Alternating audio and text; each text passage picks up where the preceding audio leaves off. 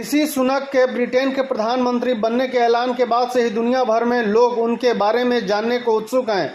वह एशियाई मुल्क के ऐसे पहले शख्स होंगे जो ब्रिटेन की सत्ता संभालेंगे। ऐसे में ऋषि सुनक को लेकर हर किसी के मन में उत्सुकता है और लोग उनकी फैमिली लाइफ से लेकर उनके बीते दौर तक के बारे में जानना चाहते हैं। हालांकि यह बात कम ही लोगों को मालूम है कि ऋषि सुनक के परिवार का जीवन संघर्ष से भरा रहा है और यहाँ तक कि उनकी नानी को शादी के जेवर बेचकर अकेले ही ब्रिटेन जाना पड़ा था। इसके बाद उन्होंने वहाँ कुछ वक्त नौकरी की तो पैसे कमाने के बाद फैमिली के दूसरे सदस्यों को भी बुला लिया। इस तरह ऋषि सुनक अपने परिवार की तीसरी पीढ़ी हैं जो ब्रिटेन में हैं। गर्व से खुद को हिंदू कहने वाले ऋषि सुनक की नाना और नानी भी पंजाब मूल के ही थे। 1960 के दशक में यह परिवार तंजानिया पहुंचा था, लेकिन वहां गुजारा हो पाना आसान नहीं था।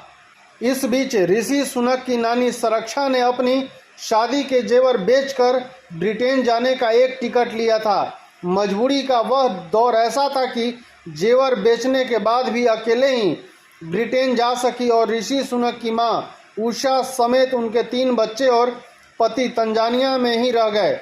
ब्रिटेन आने पर सुरक्षा को लिसेस्टर में एक बुक कीपर के तौर पर काम मिल गया था।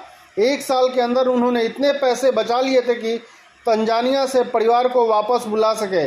इस तरह ऋषि सुनक की मां का परिवार रिटर्न आया था। वहीं कुछ ऐसा ही संघर्ष उनके पिता की फैमिली का भी था, जो अविभाजित भारत के गुजरांवाला से नैरोबी से पहुंचा था और फिर रोजगार की तलाश में ब्रिटेन आ गया था।